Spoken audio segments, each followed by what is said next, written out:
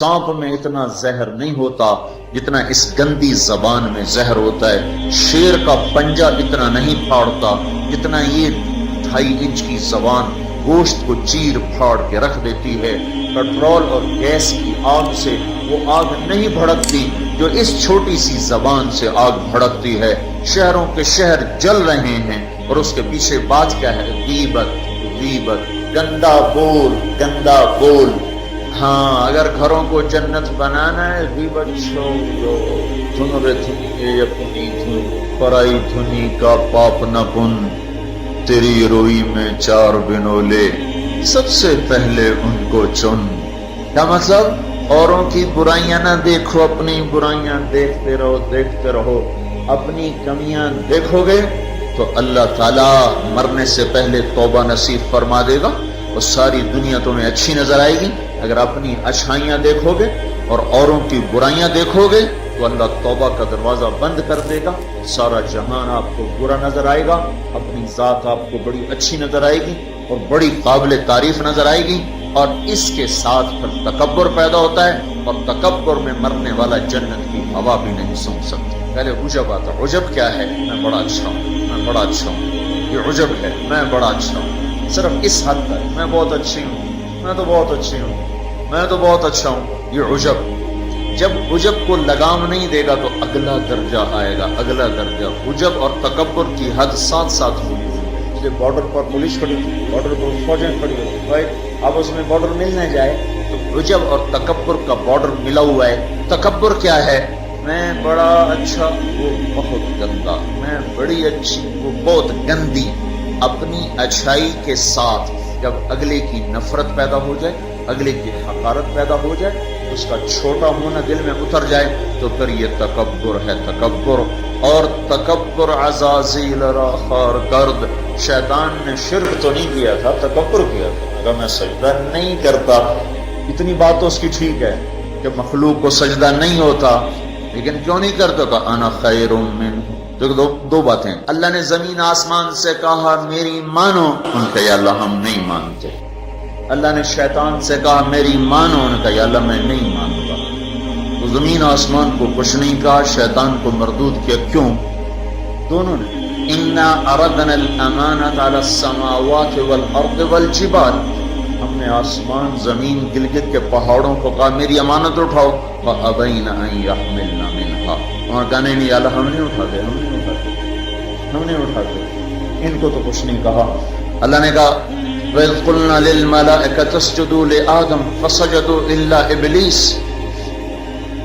अल्लाह ने कहा सजदा करो, शैतान ने कहा मैं नहीं करता। मा मनअका अन तस्जुद लिमा खलक़तु बियदैया। तो तू सजदा क्यों नहीं करता? जमीन आसमान तुम बोझ नहीं उठा रहे? नहीं अल्लाह हम नहीं उठाएंगे। शैतान तू सजदा क्यों नहीं कर रहा? मैं नहीं कर रहा। फर्क क्या है? शैतान ने कहा मैं नहीं करता। क्यों नहीं करते हो? अना खैरुम मिन्हु, मैं अच्छा हूँ, ये बुरा है। खलक़तनी मिन नार, मैं आग से बना, आग ऊपर जाती। देखो ना, दिया सलाई को आग लगाओ और उसको उल्टा भी करो तो आग ऊपर जाती, आग ऊपर जाती। खलक़तनी मिन नार व खलक़तहु मिन तीन, मैं आग से, ये मिट्टी से। इस्तकबरा, वो मुतकब्बिर हुआ, ना दफा हो जा। अच्छा, जमीन आसमान ने कहा अब अल्लाह हम नहीं उठाते। अल्लाह कहा क्यों? वह अशफक़, या अल्लाह हमें तेरा डर, अल्लाह हमें तेरा खौफ है कि हम तेरी अमानत उठा नहीं सकेंगे यार, हमारी हिम्मत नहीं कि हम तेरी अमानत। अशफक़ना मिन्हा, डर गए कि अल्लाह हमारा बस का नहीं है। अल्लाह का जाओ, उसने कहा मैं अच्छा गफ्ती मरदूद है क़यामत तक के लिए। तो मेरे भाइयों बहनों, एक बहुत बड़ी आग है जो जंगल की आग से भी ज्यादा शदीद है, और ये जबान का गलत बोल है, ये गीबत है। ये गीबत जो सबसे ज्यादा इंसान को जहन्नुम में लेकर जाएगी, सबसे ज्यादा इंसानों को जहन्नुम में गिराएगी। ईसा अलैहिस्सलाम गुजर रहे थे, एक डाकू बैठा था पहाड़ की चोटी पर। उसकी नजर पड़ी, उसको ख्याल आया मैं क्या जिंदगी गुजार रहा हूं। उन्होंने कहा या अल्लाह मेरी तौबा, मुझे माफ कर दे, आइंदा तेरे नबी का साथ दूंगा। और ये कहकर पहाड़ से नीचे उतर आया और साथ चल दिया। एक आदमी ईसा अलैहिस्सलाम के साथियों में से, उसने पीछे मुड़ के देखा तो वो डाकू, तो जो नेक लोग होते हैं ना, नेक लोग, उनके लाशऊर में अपना अच्छा होना उतरा होता है, बड़े अच्छे।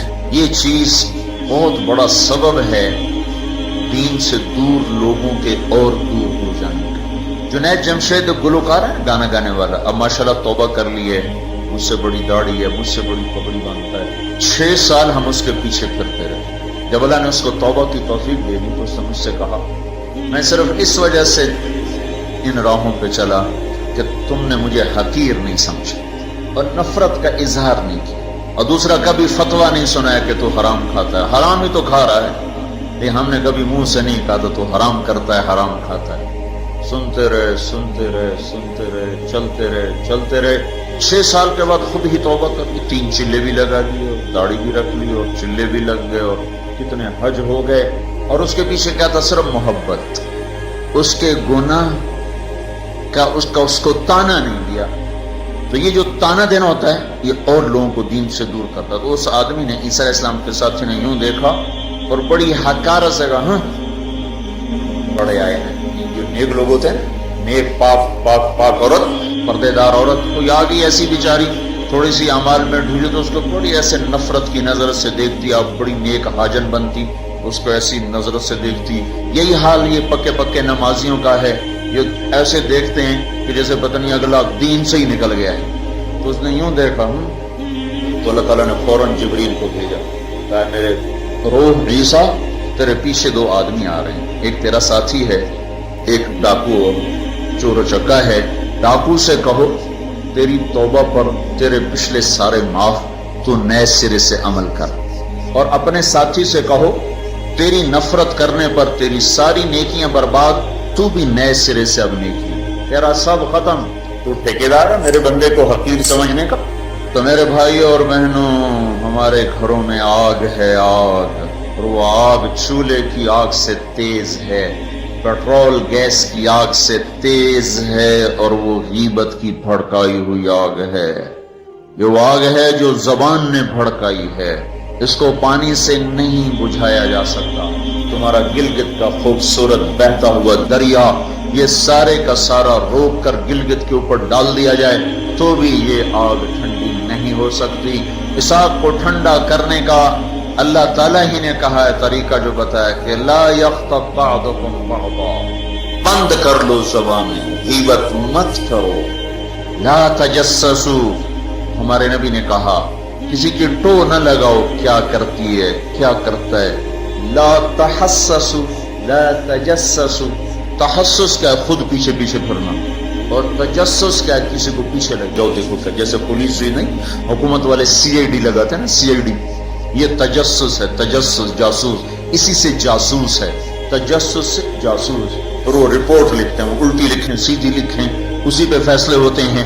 تو میرے نبی نے کہا کسی کی ٹو نہ لگاؤ، کسی کی برائیاں نہ دیکھو، برائیوں پہ پردے ڈالو، اچھائیوں کو اچھالو، تو اللہ تمہیں سیدھا جنت کی راہوں پر لے جائے۔ تو جہنم وہ ہے جو اس میں مسلمان مرد عورتوں کو ڈالا جائے گا جو نافرمانی کرتے، نماز چھوڑتے مر گئے، سود کھاتے مر گئے، حرام کھاتے مر گئے، رشوت لیتے مر گئے، نماز چھوڑتے مر گئے، روزہ چھوڑتے۔ ایک اور بتا، یہ گناہ تو عام ہے، بہنوں کو حق نہیں دیا اور اس کے ساتھ مر گئے۔ بہنوں کا حق ہے نا باپ کی جائیداد میں، ماں کی جائیداد میں۔ اگر باپ نے 3 روپے چھوڑے ہیں، ایک بھائی 2 بہنیں ہیں، 2 روپے ایک بھائی کو ملے اور آدھا ان کو ملے گا، تو کیا ہوا بھائی؟ ادھر کیا ہوتا ہے؟ سارا حق بھائی دبا کے بیٹھ جاتا ہے، سارا حق بھائی نے دبایا، اور بھائی کیا ہوا؟ بھائی ہمارا رواج کوئی نہیں۔ اچھا قرآن تو کہتا ہے للذکر مثل حظ الانثیین، 2 بیٹیوں کے برابر ایک بیٹے کا حصہ ہے، 1 روپیہ بیٹی کو ملا، 2 روپے بیٹے کو ملے، 8 آنے بیٹی کو ملے، 1 روپیہ بیٹے کو ملے گا۔ پر اللہ تبارک و تعالیٰ نے عورت کا حق پہلے بتایا، مرد کا حق بعد میں بتایا، للذکر مثل حظ الانثیین، للذکر مثل حظ الانثیین۔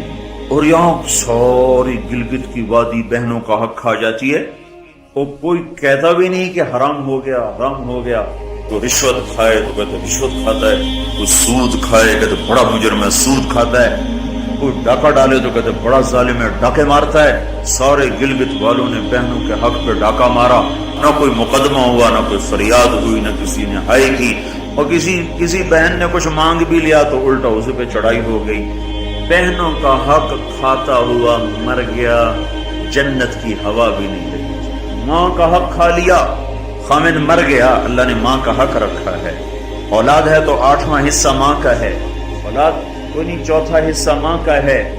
باپ مر جاتا ہے، مائیں بیچاری فقیر بن کے بچوں سے خیرات مانگتی ہیں، حالانکہ اللہ نے خامد کے حق میں سے 1/8 ماں کا حق رکھا تھا، کوئی نہیں دیتا۔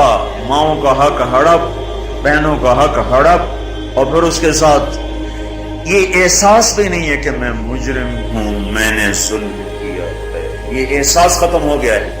تو بھائیوں میرے بہنوں، اللہ نے جہنم کو بنایا ہے نافرمان مسلمان مرد عورت کے لیے۔ اگر توبہ نہ کی تو اس میں جانا ضرور ہے۔ جو ہے نا آخری آدمی ہے جو نکالا جائے گا، جب وہ نکالا جائے گا تو اللہ تعالیٰ کہیں گے اس کو نکالو، ایک آدمی کو اس کو نکالو، تو وہ جبریل آ کر کہیں گے اس کو نکالو، تو دوزخ کا فرشتہ مالک کہے گا کہ دوزخ نے ایک کروٹ بدلی ہے، اس نے ہر چیز کو اس نے الٹا پلٹا کے پھینک دیا ہے، مجھے سمجھ میں نہیں آ رہا وہ کہاں پڑا ہوا۔ تو جبریل کہیں گے یا اللہ وہ مالک کو پتہ نہیں چل رہا وہ کہاں پڑا ہوا۔ تو اللہ تعالیٰ کہیں گے جاؤ فلاں پتھر کے نیچے دبا پڑا ہے۔ میں نے پتھر بتایا تھا نا، پتھر کیا ہوتا ہے، پتھر کیا ہوتا ہے جس کے نیچے پہاڑ بھی پگھل کے پانی بن جائیں گے۔ اللہ تعالیٰ کہیں گے فلاں دوزخ کے کونے میں پتھر کے نیچے ہے، تو جبریل بھی اندر جائے گا اور وہ مالک بھی اندر جائے گا۔ وہ پتھر کو اٹھائیں گے تو نیچے منہ کے بل گرا پڑا ہوگا اور اس کے اوپر آگ ہی آگ ہوگی، اور وہ زبان سے کہہ رہا ہوگا یا حنان یا منان۔ ایک دفعہ جبریل آئے گا یا رسول اللہ آپ کو دوزخ کے سنوں کا سنیں کہ جہیم میں حاویہ میں منافق ہیں، جہیم میں مشرک ہیں، سقر میں صابئی ہیں مجوس ہیں، اور سعیر میں مجوس ہیں، لظہ میں یہود ہیں، حطمہ میں عیسائی ہیں، اور کہہ کر جبریل چپ ہو گئے۔ تو آپ نے کہا اور کیا؟ کہ جی آپ سے شرم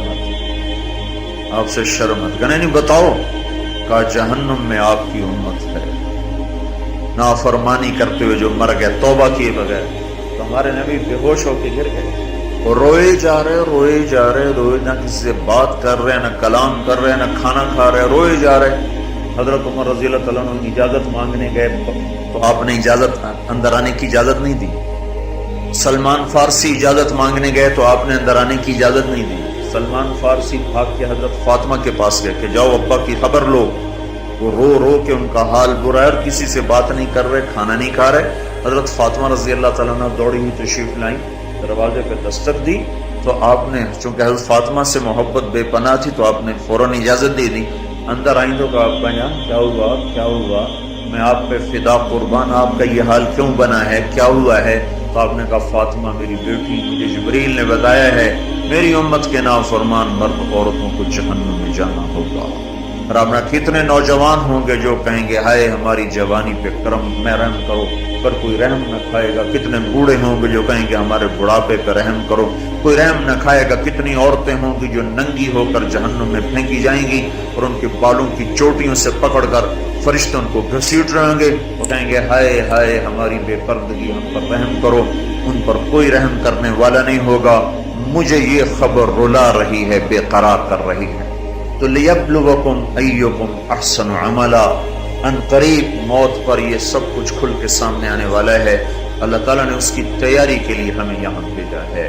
ہم آزاد نہیں ہیں، اللہ اس کائنات کا بادشاہ ہے، زندگی موت کا نظام بنایا اور عزت اور ذلت کا نظام بنایا، جنت اور جہنم کا نظام بنایا، عرش فرش زمین آسمان چاند تاروں کا نظام بنایا، اور دنیا اور آخرت کی ساری عزتوں تک پہنچانے کے لیے حضرت محمد صلی اللہ تعالی علیہ وسلم کو رہبر بنا کر، ہادی بنا کر، قیامت تک کے آنے والے انسانوں کے لیے رہبری کا طریقہ دے کر آپ نے مدینے مکے کی پہاڑیوں سے آپ کو چاند بنا کے، سورج بنا کے آپ کو طلوع فرمایا، اور پھر قیامت تک کے لیے سورج چمکتا رہے گا، یہ چاند چمکتا رہے گا، نہ یہ گھٹتا ہے، اور نہ اس پر کوئی گہن لگتا ہے، نہ اس پر کوئی داغ آتا ہے، نہ اس میں کوئی آگ ہے۔